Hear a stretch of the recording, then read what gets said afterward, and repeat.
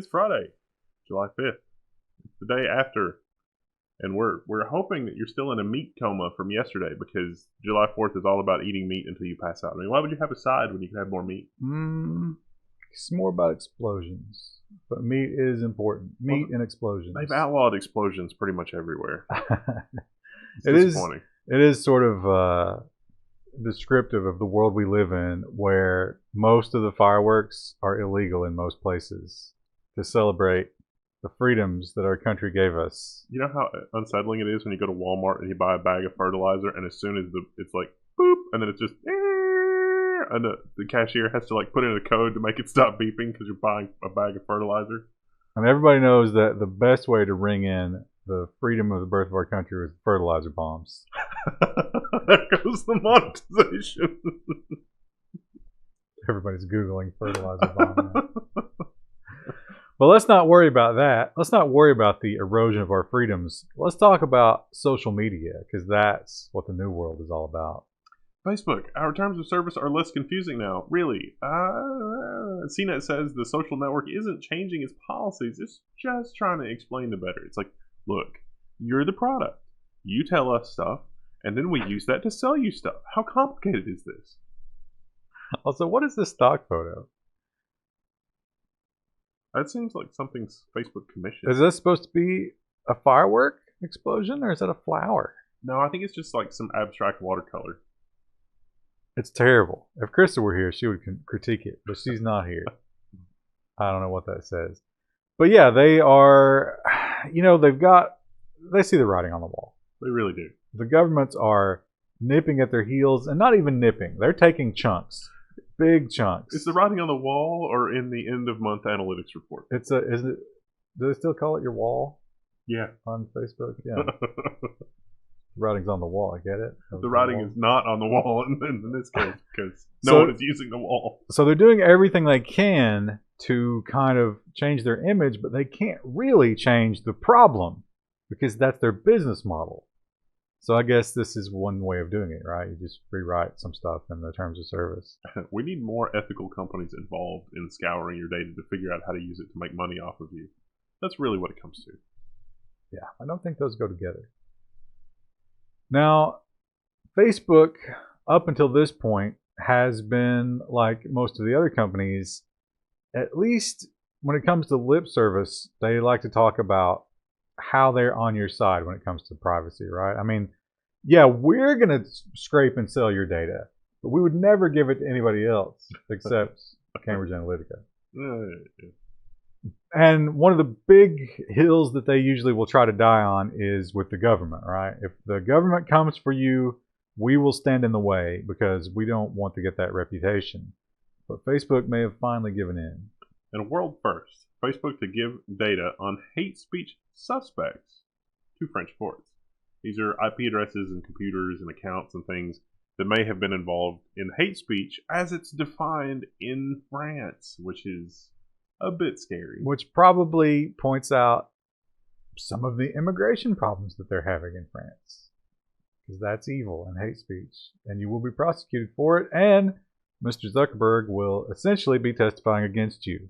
I think that the French prosecutors in this case, laid a pretty brilliant trap for Facebook in this case, because if Facebook didn't turn it over, which seems like what the prosecution was expecting, then that opens up the door to more regulation and fines and things like oh, they're not self-regulating, they don't understand how things work here in France. It's a very, very interesting sort of damned if you do, damned if you don't situation that Facebook was in.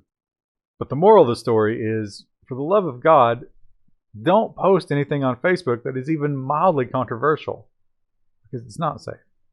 I don't care how strongly you feel about it. Don't do it. What do you hope to accomplish? Yeah, really. It's like the whole arguing with people on the internet. And I use the term people, but the real term is something else. The other thing about Facebook is, through all these scandals and all these headlines, you have to wonder, how are they still surviving? But, quarter after quarter, we see their numbers, and they're like, no, look at these user numbers. We're actually slowly putting on new users. We're not losing people at all. Things are going well. But perhaps that's not the metric we should be looking at. Facebook usage falling after privacy scandals, data suggests. Actions such as likes and shares are down nearly 20%, though user numbers are still growing. Here's a helpful hint for you. Those user numbers are growing because bots. So anytime you want a community to look like it's growing like crazy, you just turn off the controls that keep bots out, and then all of a sudden it's like, we got all these new user accounts. This is amazing. You know where else likes and shares are plummeting? Level1 text.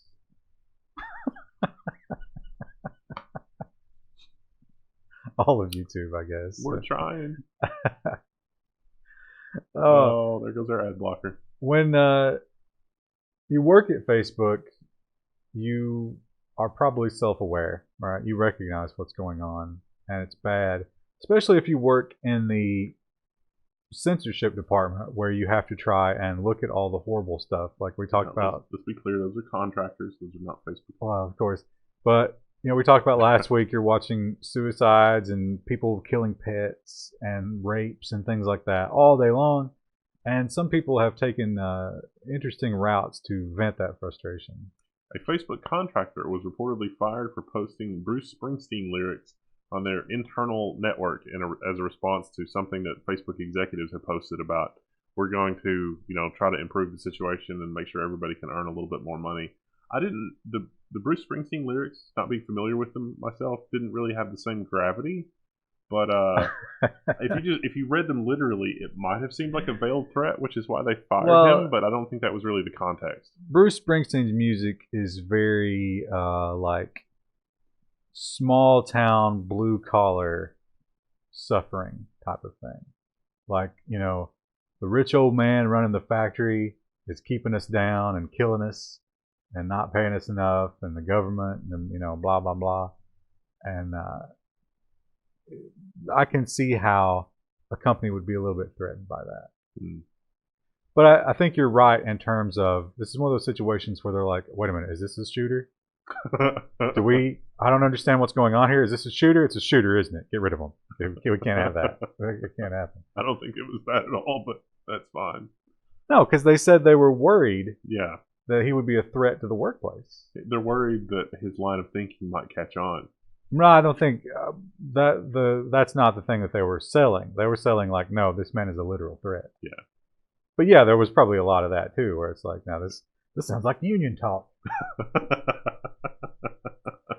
We've talked about the European Union and all those European countries, and they've figured out that Facebook is basically a cash register.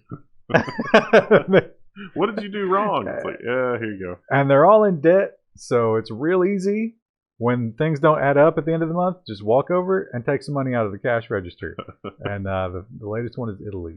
Italy has stung Facebook with a $1.1 million fine for Cambridge Analytica data misuse. That seems great. It's like, you mean to tell me, like if I were running Facebook, it's like, you mean to tell me that if I just give you $1 million, that's it? And that's the end of it for this whole Cambridge Analytica thing in all of Italy? That sounds good. That seems like a great deal. This was the pre-GDPR numbers, so they're limited to what they can take. But yeah, I think they were just getting what they could.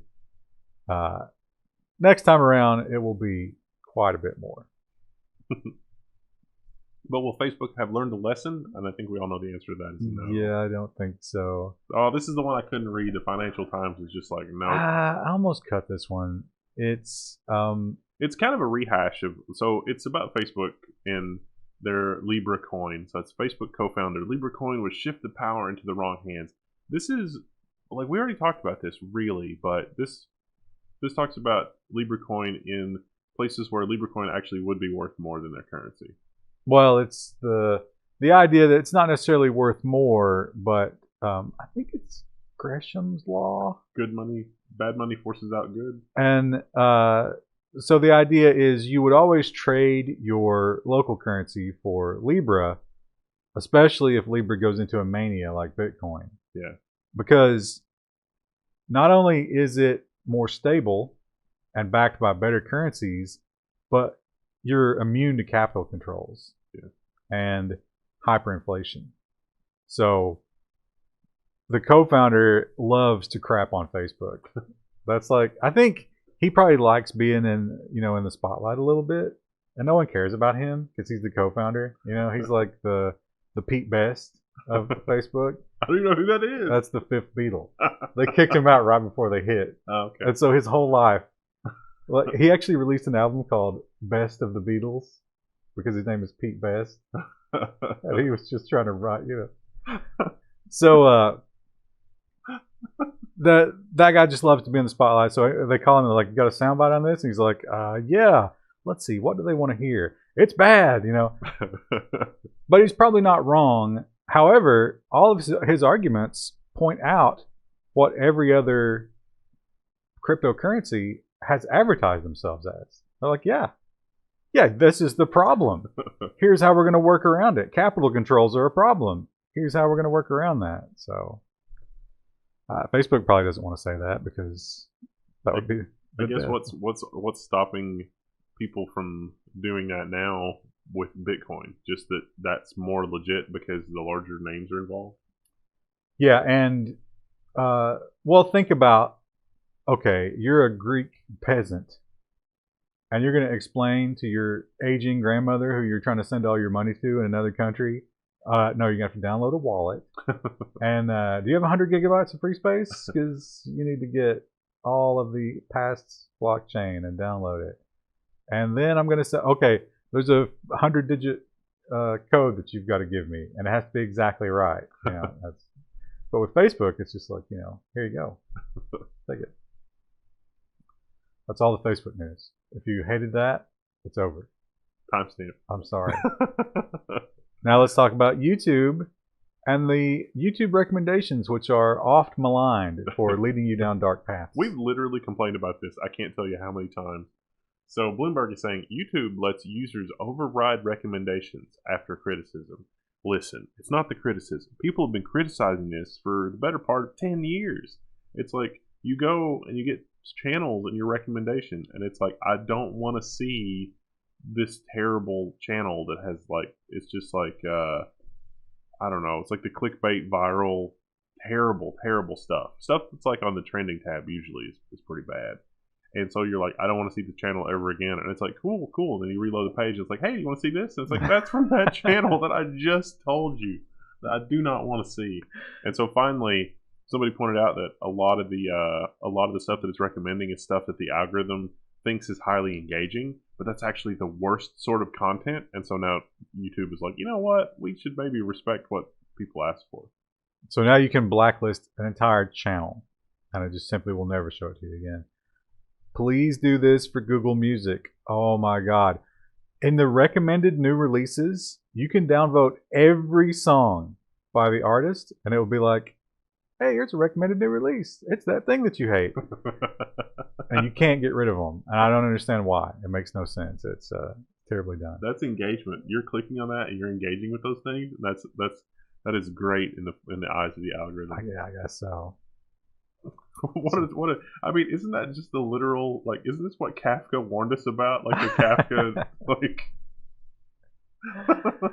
Also in YouTube news, I mean, ever since rap has existed, you had like that Grandmaster Flash type stuff, which was more upbeat, but rap didn't really hit till they started talking about killing cops and dealing drugs. That was real rap, and it always will be, if I have anything to say about it.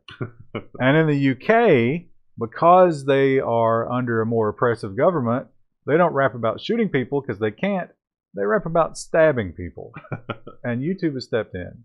YouTube has deleted 130 rap videos to help police fight street gangs responsible for thousands of stabbings. So this headline is a Business Insider headline. And this is one of those headlines which is like, what on earth is going on here that YouTube is being used? I legit don't understand what's happening here. And I don't think I could explain it to you succinctly. I really don't. Well, but see, I know you're not a big consumer of rap.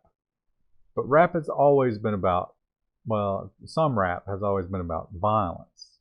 And that was like one of the big selling points. I'm starting to understand why London has banned potato peelers.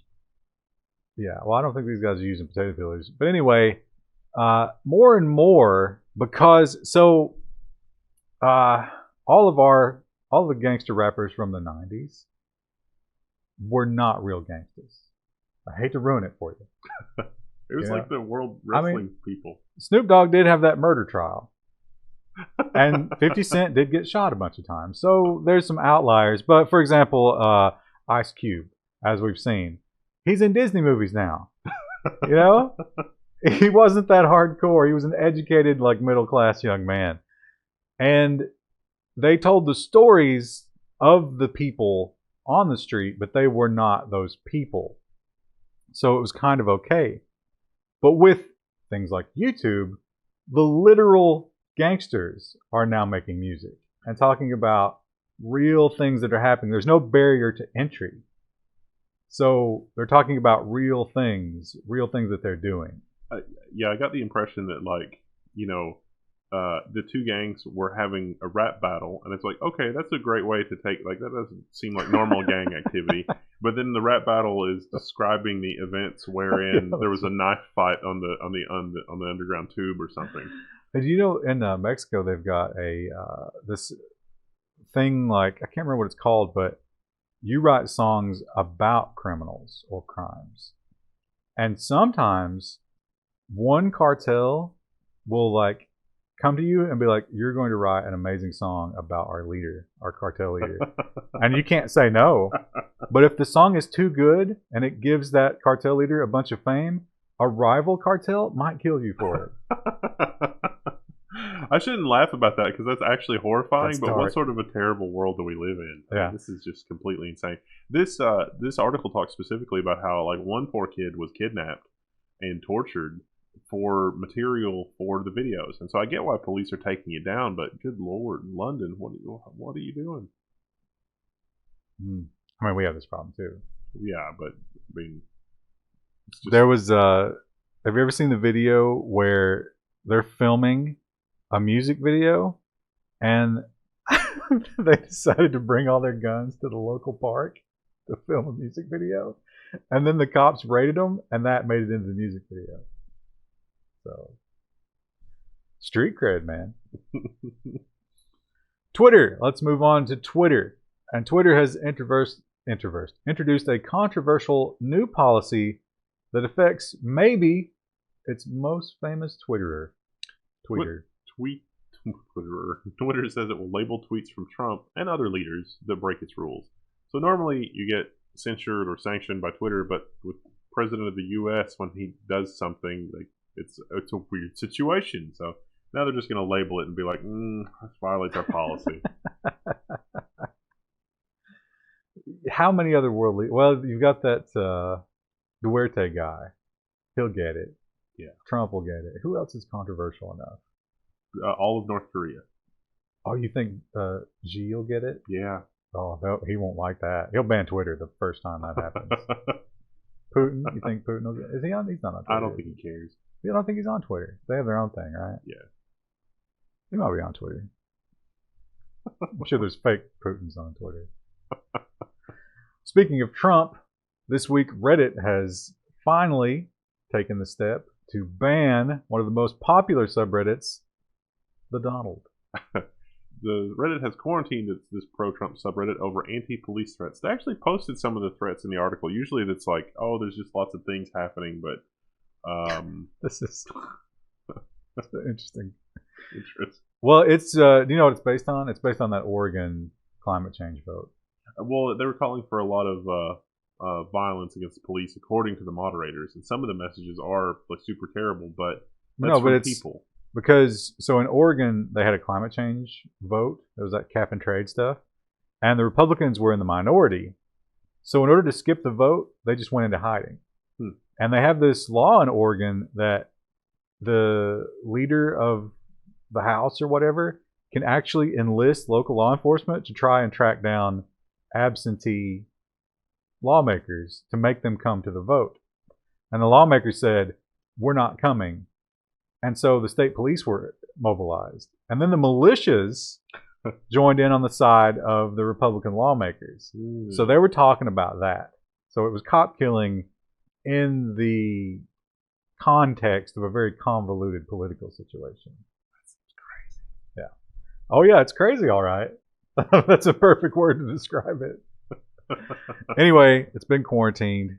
And don't know if it's coming back. I think that's been a thorn in the side of Reddit for a long time, because You've crossed the line. Yeah, that's not their narrative. So I think they'll take that opportunity to just never bring that back. And now on to nonsense. Our first story is about spinach, and something that we should all have known since children, right? I mean, who doesn't know this? But now we have scientific proof. Spinach chemicals should be put on a doping ban list, say researchers. And they've got the Popeye, because have you, I don't even, would our audience even have seen this? Like 1945. Yeah, Popeye eats spinach and gets like super strong and can do anything. And it turns out there's something to that. You ever see the guy that Popeye's based on, the real guy? Looks exactly like him. It's amazing that a man looks that freakish. So, if you're thinking to yourself, what? I can just eat spinach and have superpowers? Well, yeah, it's true. But you have to eat so much of it, it's insane. 8.8 pounds a day. Yeah. So, giraffe portions. I think spinach has, you can develop kidney problems if you eat too much spinach. So that's... You could probably concentrate it and then maybe it wouldn't be so bad. Well, that's what these guys are doing. But they're saying that it's not like steroids level, but it does have like so many percentage increase to your strength, which I don't know. I mean, I always thought that performance enhancing drugs were banned because they might be bad for you. But would this be bad for you? Probably not. I don't know. Being a nutritionist. It's like, oh, your kidneys are shutting down. Oh, okay, that would be bad. But I don't know if you get that with this. Is it going to devolve into like the world's strongest man who can survive on 2,000 calories a day? Because that's going to be a very different world's strongest man versus like the regular world's strongest man. I don't think the world's strongest man tests. I'm not sure all those men are natural. The International Space Station. This article points out, and I've definitely had this idea, that the International Space Station is a very sterile environment. And, it's like that image you have from the movies where it's basically like a surgical theater. Everything is gleaming white. There are no shadows. There's no dirt. There's literal particles of fecal matter just floating through the air. Apparently that's not true at all. The ISS is home to super tough molds that laugh in the face of deadly radiation. So, yeah, there's pictures there, I guess. Is that some of the deadly mold? I imagine so. That's not white at all. You think that wall was always yellow? There was an article that we did last year, the year before, that talked about how it seemed like the rate of DNA modification increased dramatically when in the space station. So it's like this thing underwent mutations way faster than it normally does in Earth's gravitational field. So I wonder if the mold has evolved to be super mold. Well, you might be thinking, okay, so is that really that big a deal? Like, why don't you just vent the place, right? Into space? Send everybody off, send everybody home, vent it, close it back up, and then come back. Well, here's the thing. When we go to Mars, we're going to be on that ship. Even if we improve things a lot, we're going to be on there, 2-3 years? Yeah. After 2-3 years of living on a ship, once we step off onto Mars, we're bringing this shit with us. And who knows what happens? Who knows what that leads to? There's probably some crap on the moon. Yeah. Probably couldn't live up there, but maybe it could. Maybe it takes over. What if the moon just got covered in mold? I don't know. I can think of at least 2 or 3 episodes of Star Trek where major plot points were around cellular fossils, where this life is completely barren, and then something like a mold spore was wedged in a rock. It's like, oh, we figured it out from the mold spore wedged in the rock. And that's exactly how reality works. Star Trek. Google Maps. Often you find out people who follow Google Maps to their own doom. Sometimes there was a guy last week that tried to swim. Google Maps told him to take a swim. He almost died from a riptide. This week we have a less dangerous situation, but affected a lot more people. Nearly 100 drivers followed a Google Maps detour and ended up stuck in an empty field. Sometimes I see stuff like this, and I think the Google AI is experimenting on us. Well, this would have worked. Something happened. There was a traffic jam or something, and so this was on the way to an airport. And it would have worked if not for the constant and torrential rains that we've been experiencing here in the U.S. So a field that would have just been a dirt road was now a mud road. And there was only the one little dirt road. So when one person failed, nobody could get around them. Nice. That is the problem with traffic. That it only takes one person to ruin it. Now, we talked about the mold that will go with us to Mars. And this article talks about a very novel approach to how we might breach the problem with how long it takes to get to Mars. Mars colonization could be possible through a sperm bank in space, the study suggests. Scientists have find that frozen sperm exposed to 0G could go where no man has gone before. But why? So they have presented the theory that it might be best that the Mars ship be single gender. All women or men, of course, I don't think the all men version works in this scenario.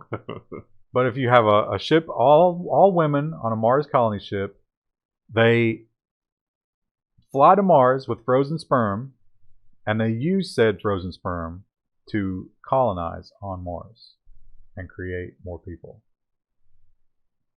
Why wouldn't they just take more people? It's not that long a trip, you know? Yeah. I mean, if we're talking about, a generation ship, okay. But now here's my question. What if the effects of, pregnancy in space or on Mars create some kind of crazy messed up kids? And then all these women die off, and then it's just the crazy messed up people on Mars, and we have like a new type of humanity. They made a movie about that, Lord of the Flies. Well, those kids weren't affected by, they were just mentally messed up by the isolation. These kids would be, somehow physically affected. There'd be a whole new kind of humanity, and then we'd have to try to communicate with them and trade with them. It'd be crazy. I'm starting to question the level of awesomeness of The Guardian as a source of stuff. Yeah. Well, like I said earlier, we use the mainstream media stories understanding that they have faults, and you should as well. Oh no. Speaking of faults, how about, so Japan, they are deadly serious about things being on time. There was that story about, it is genuinely impressive. The train was late a minute, and everybody got a handwritten apology. Yeah. Because they're just like, we don't tolerate lateness, which makes this story even more impressive. A small slug has thrown Japan's high-speed rail into chaos. Now, for some reason, I missed this one. I don't think it was this particular slug, because the slug that did it, actually, they found him, and so there was an exposed terminal in one of the breaker boxes. He had bridged it. Oh, and that caused the power failure. Yeah, it cooked him and caused a power failure, and I think there was maybe enough left of him to continue the short. So until they pried him out of there, they couldn't get the trains running again. Wow. But yeah, they did issue an apology saying that the terminal should not have been exposed. It was their fault, and they're terribly, terribly apologetic. One slug, the best laid plans of mice and men. Something. It did cost him his life. If that makes you feel any better, people of Japan. It violently exploded. Once again, we should have put all these Mars stories together, but it's getting kind of late in the day, and I'm not thinking correctly, so they're not all together. But how about a fart on Mars? What does it mean? NASA's rover on Mars detects puff of gas that hints at the possibility of life. So this is a puff of methane, and there are some chemical reactions that could produce methane gas, but generally sources of methane are biological processes. And so, as you alluded to, something on Mars farted, and the rover got a whiff of it. The rover smelt it. There was not the rover that dealt it. Against the classic belief. So before you get too excited, it could be that this was just trapped underground, and it could have been ancient life that created this methane, and something happened, like a rover driving over the ground and disrupting something that released it. But either way, even if it was ancient life, that's still pretty impressive. There was exciting. There was an experiment in the 70s to figure out if Mars had life, and one of the experiments was that they sprayed the soil with sugar water that had a radioactive isotope of carbon that could be detected by the instrumentation. And in the control, they baked one set of soil at like 500 degrees, and then the other one they didn't do that. And the soil that was not baked was respirating the sugar. Like the sugar was showing up in the gas, like something had consumed it. And the other soil didn't do that after it had been baked. And so it's like, oh, that's evidence of, microbial life on Mars eating the radioactive sugar to produce radioactive carbon dioxide. But NASA was like, nope, that was the chemical process. And it's like, on what do you base that? And they're like, there can't be life on Mars. Probably a conspiracy. So every time methane shows up on Mars, I'm like, look at that. There's definitely cows underground farting. You don't know. Morlocks. They would be underground. They would be Morlocks. This story, we're getting an ad block notice, but I have to preface this. So this is the Washington Post. This is one of those sources. And they did have an addendum about one of these guys is a chiropractor, and he has like a business that's trying to capitalize on this. So maybe this was a bit of a sensational headline. No. So this is reported everywhere. It's like Australian researchers find horns growing on young people's skulls from phone overuse. And so this is like the tendons that attach at the back of your skull, because you're looking down all the time. Your body adjusts. Like if you carry a lot of heavy things, your musculature, and depending on how, as you grow, I mean, if you're a kid and you do stuff, your body adjusts to whatever you're doing with it, even your bone structure. And so these guys were just saying, hey, because everybody's always looking down at their phone, there's a protrusion forming at the back of people's skulls to help.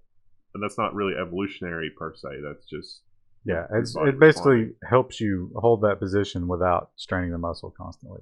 So it's basically a little hook that like catches the ligaments and stuff back there and lets you suspend your head, which is, it's dark, That's the kind of thing that, do you think, okay, let's say the world gets wiped out, whatever, but some people survive and we start over. It's one of those stories, and future anthropologists dig us up and they're like, well, that's weird. In 2019, everybody's getting this weird lump. They underwent a change. You think they'd ever figure it out? No, they never would. It'd be like that thing they excavated in from the Mayans, and it was like a pit, and it's like, oh, there's some broken pottery here, and you keep digging, and it's like, oh, there's discarded children down here. Oh, was this children's sacrifice? Speaking of excavation, another thing that could confuse the anthropologists is if they find a giant pit filled with e-scooters. At least 57 e-scooters and bikes found at the bottom of the Portland River, and some were still in working order. So these are like the e-bikes where you can rent it on an app. It makes sense. You get to the end of your ride and it's like, I don't want to deal with this anymore. You just toss it in the river. Why not just leave it there? Well, because anything that can be done to tie you to that is going to survive being thrown in the river. Probably already going to be in the app and in the satellite. I don't know what you accomplished, but maybe you say that it was stolen. But that's the whole point of these ride-sharing things, isn't it? It's like one showed up in your area, and it's like, oh, I only have to walk a block, and then I can get one of these scooters and go on. Isn't that the whole point of the app? Maybe you don't want your enemies using it. Listen, whatever wealthy person is funding this, just give me the money. I will get a better return on it than whatever this is, because there's no way that this is making enough money to survive 57 of these being thrown to the bottom. See, I don't think it's necessarily. It's for profit, I'm sure, but you're also probably there's some kind of subsidy for reducing carbon because you're getting people to use these instead of driving. So this is just really laundering money somehow. It might be the guys who own the scooter company who are throwing them in the river, because it's one of those cost plus contracts. And it's like, I don't know, we keep losing scooters, better buy more at 5 times margin. We're so successful with this. Look at this. This is so amazing. Airpods. So they've done some studies about AirPod users, and I don't see a lot of people using these around here, but apparently in big cities it's a problem that people have them on all the time. And the question is, how far do some people take it? And the answer is extreme. 17%, in fact, people with Apple AirPods owners have admitted to sex while wearing them. That's gotta be. I mean, I guess if both partners are wearing them, it's not insulting. But if you're the one not wearing them, you really got to reevaluate the relationship. What if you're wearing them and listening to an ebook? A podcast? Yeah. This podcast. Level 1 news. As a matter of fact. Do you think there's anything sexy about these dark stories? But yeah, apparently people self-reported this. So 17% of people said that, yes, I keep them on during sex, which, the auditory part of sex is part of it, right? Like that's supposed to be one of the more titillating parts of the process. And yet you would rather, I would love to know, do you think they ask them what kind of music they listen to? Because I would love to know that part of the equation. There on the plane ride, there was a disturbing number of people wearing AirPods the entire time. Well, on a plane makes more sense because you don't have anything else to do. Well, I mean, not just like during the plane ride, like boarding and sitting down. It's like, when you need to communicate with other passengers, like, I'm going to put my bag on top of your bag because there's nowhere else to put it. That's Is that what okay? You just smack it out of their ear. Yeah, they're just. That's the beauty of the AirPod. Just take it and throw it. If you smack them hard enough, it'll just pop out on its own. There have been a lot of reports about Alexa and some of the other home automation things doing weird things. There was the one where it was laughing. Remember that? Yeah. I think one was crying. One was communicating oddly with the children. There's been a lot of weird reports of things going down. And now we have another data point. Alexa has called a guy a shithead after he canceled his Prime subscription. X'd out. But then you read and it's like, well, maybe. Well, here's the thing that makes me maybe think that it's possible. They gave him a pretty big refund and apologized to him. Now, here's the thing that might explain it. He had canceled his Prime subscription the day before. And I think it's one of those situations where you can't just cancel it online. They make you call in. It's like, oh, we hate to lose your business. Please call us so we can talk to you about this. And I have a feeling that the person on the other end was doing that loss prevention.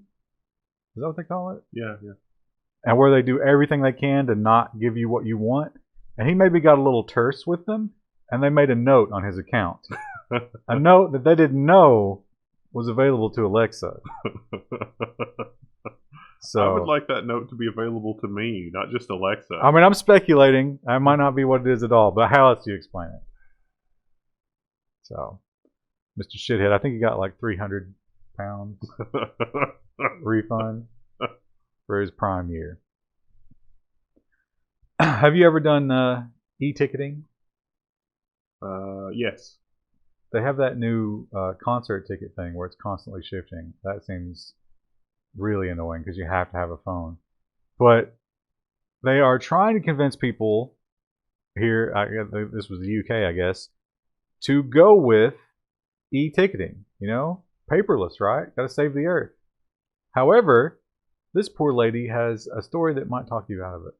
Passenger has been threatened with court for using a screenshot of her e-ticket. The traveler was allowed to board the train, but was later told she would have to pay £160 fare for the train. So instead of having the app, it was a screenshot of the app. Well, here's the thing though. It's not just the app. A PDF is okay too. They email you a PDF.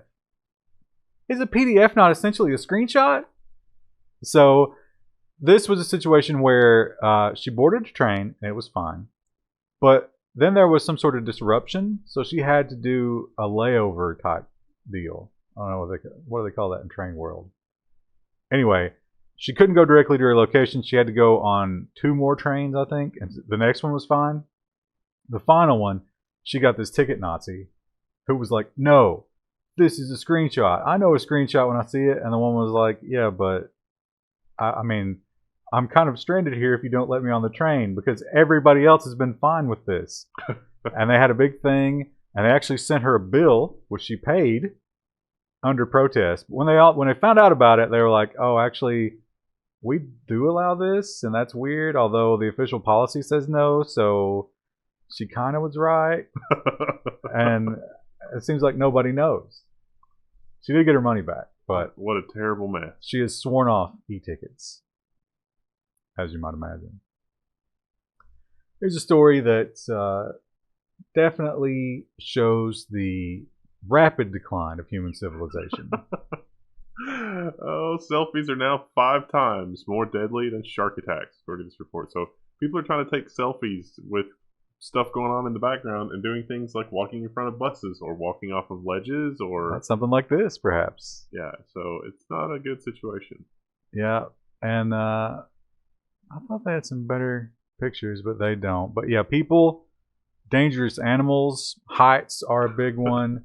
Boating accidents are big. Look, I put my head inside the polar bear's mouth. Yeah. And nothing can go wrong. That type of thing, and it's so prevalent that it's overtaken sharks. Now, sharks get kind of a bad rap. I don't think sharks kill that many people, No. for real. But, and even when they do attack, they don't usually kill you. But still, it's sad. Also, overwhelmingly, Indians doing this. Really. Yeah, they love the dangerous selfies over in India.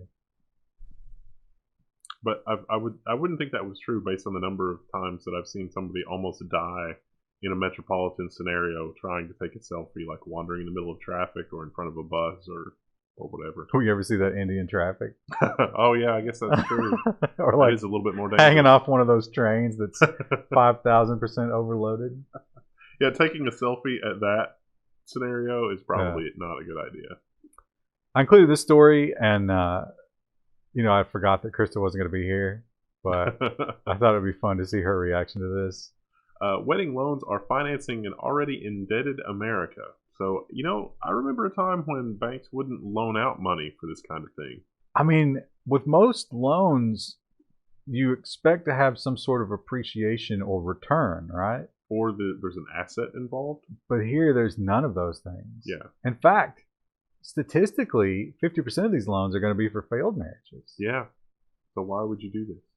And that doesn't, unlike student loans. Now, student loans in federal law in the United States, that survives bankruptcy and hardship. It's almost impossible to get student loan debt discharged. So it's a very safe debt for somebody to take on. Bernie Sanders says, hold my beer.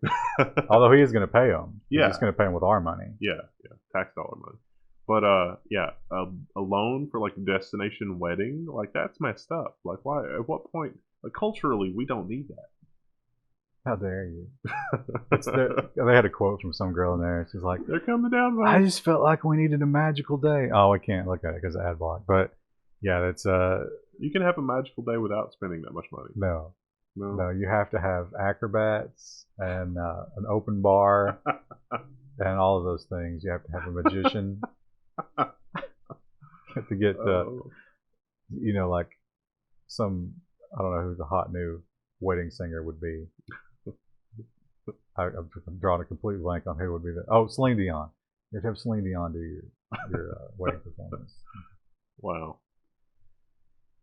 This once again, it's too bad that Chris is not here because she would love this article. There were 50 versions of this article all over the internet.